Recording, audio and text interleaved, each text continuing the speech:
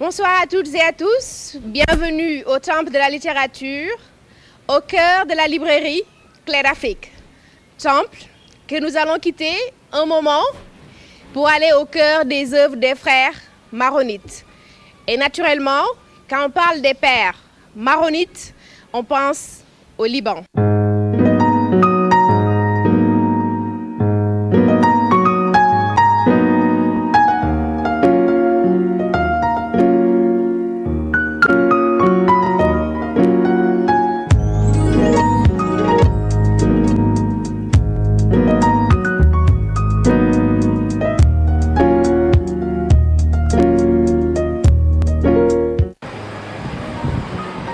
Collège Notre-Dame du Liban ou le creuset des nationalités. À l'origine, l'école regroupait essentiellement les Libanais, puisqu'il y avait la communauté libanaise qui était là.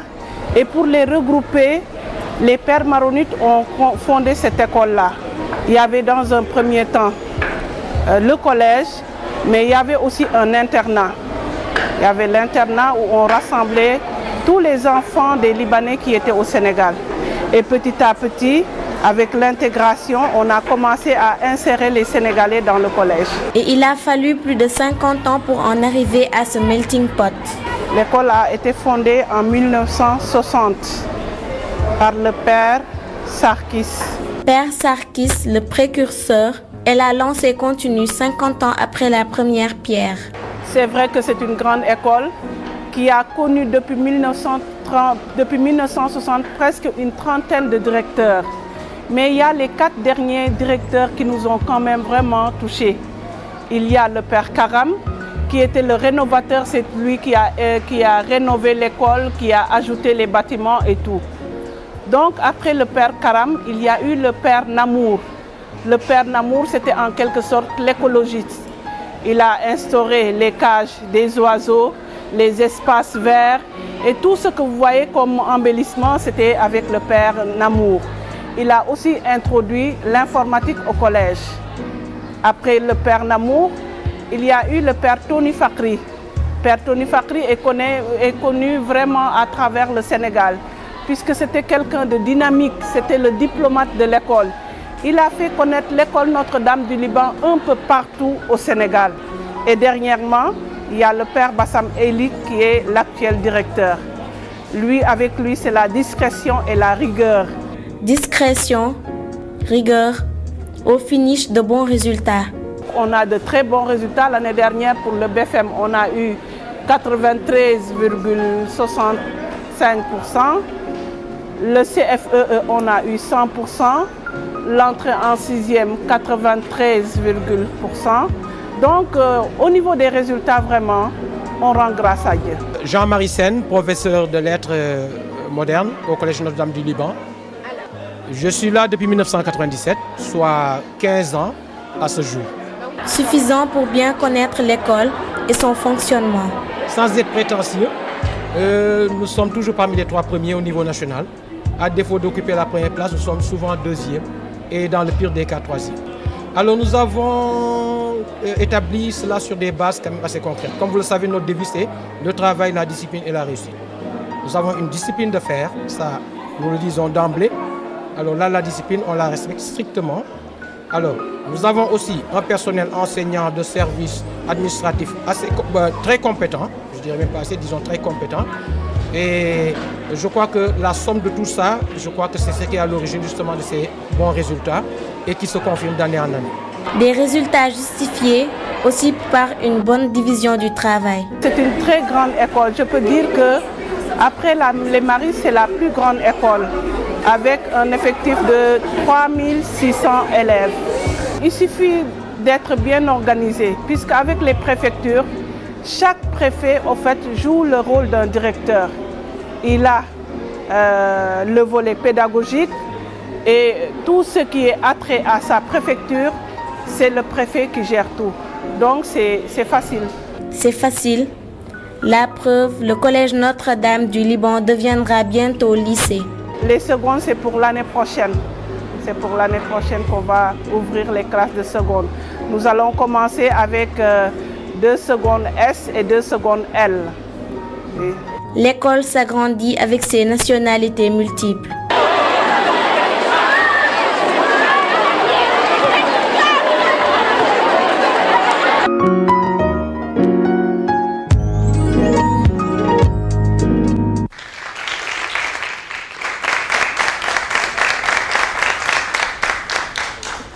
L'école s'agrandit, notre voyage continue. Ce soir, nous irons loin, très loin. Et qui va aller loin ménage sa monture. Et nous avons choisi une monture jeune, très très jeune, qui, nous en sommes convaincus, nous conduira à bon port. Merci d'accueillir la star de la lecture de ce soir, Adja Rokhaya Diop.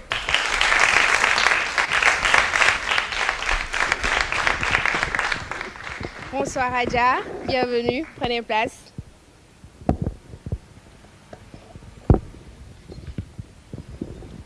Ce soir, nous irons en Turquie à travers l'œuvre d'Akopjak Asikyan. Le voyage sera-t-il riche en découvertes? A-t-elle assez de bagages pour nous permettre de s'évader le temps d'une émission? Suivez la montée de notre étoile et les jeunes brillantes.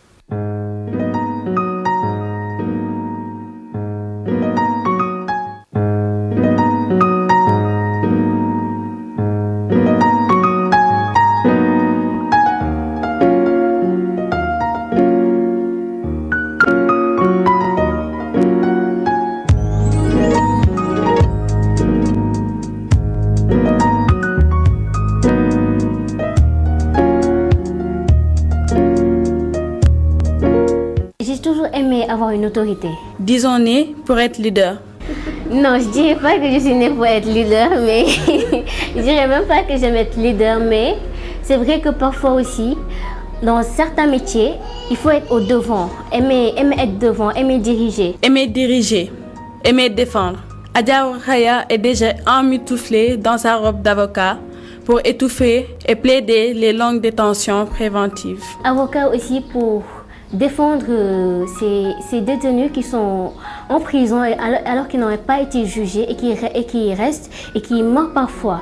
C'est aussi une réalité qui m'a beaucoup frappée et donc je me suis dit pourquoi pas être avocat, s'engager dans cette lutte et défendre ces détenus. Et parfois ils sont traités comme des animaux et tout. Même s'ils passent 10 ans, moi je suis d'accord qu'on les libère parce qu'ils ont assez réfléchi et que la prison, ils doivent penser aussi que la prison elle transforme l'homme en animal.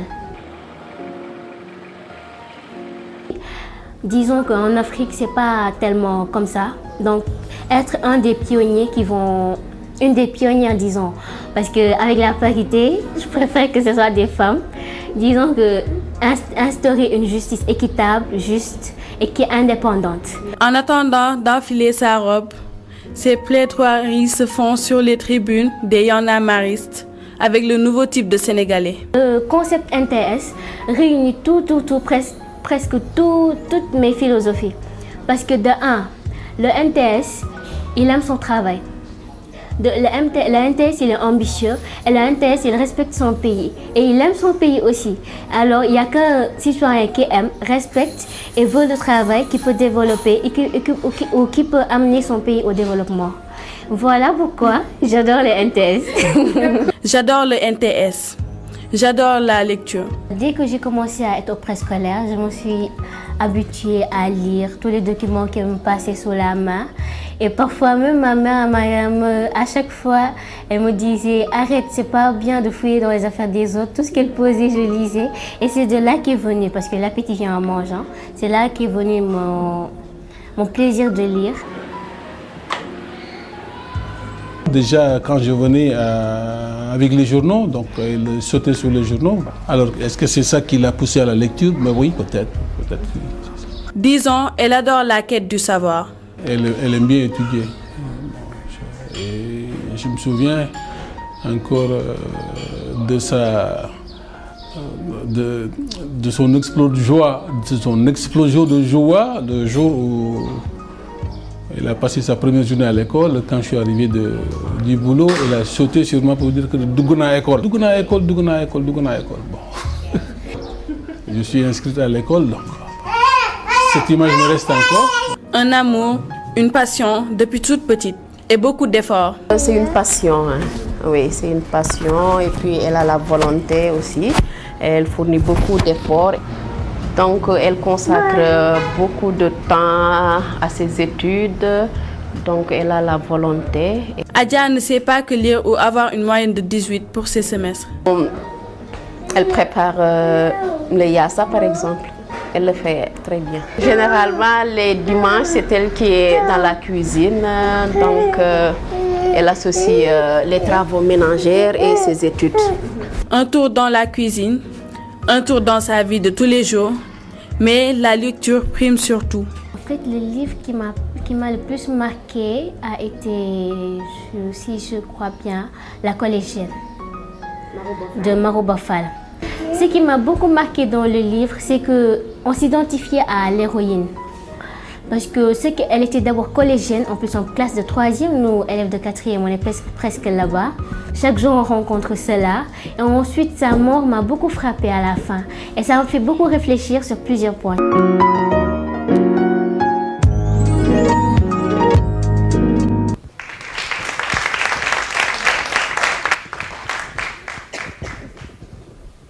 La collégienne de Marouba Fall qui me fait penser à notre réalisatrice Joséphine Mboup, la réalisatrice de cette émission. Mais en dehors de la collégienne, un autre livre, un autre roman qui a beaucoup marqué Adja Rokhaya Diop, c'est Les Rives du Destin d'Acob Assikian, le porte-étendard de la littérature arménienne. C'est bien ça? Oui, tout à fait.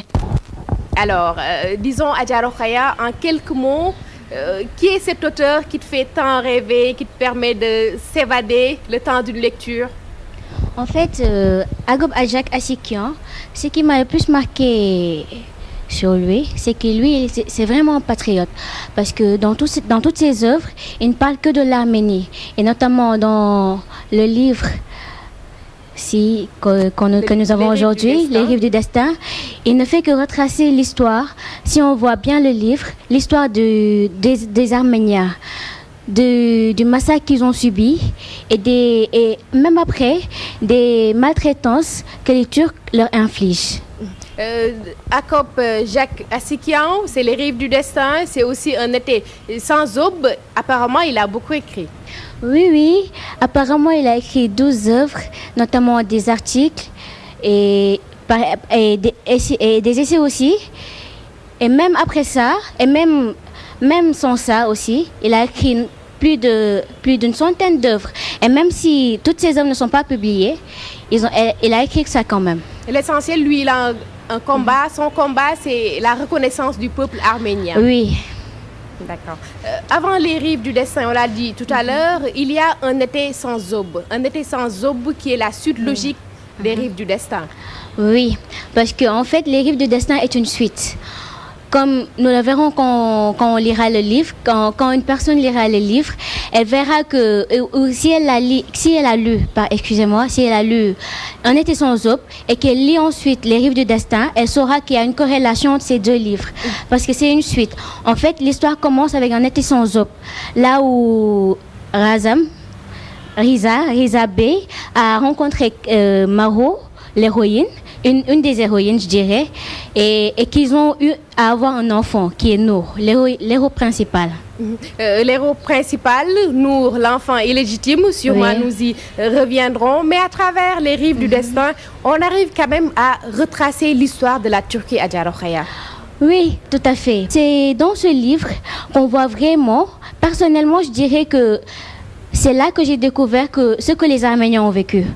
Parce que dans le livre, même s'il n'y a pas de date historique, on voit très bien que ce génocide a commencé avec la première guerre balkanique. Là où les jeunes Turcs en ont profité pour monter au pouvoir. Et de là, leur noyau dur, notamment Talat Pacha, a organisé et mis en place le génocide arménien qu'on surnomme le premier génocide du XXe siècle. Oui. Un génocide qui a fait beaucoup de dégâts, oui. Des massacres, des déportations.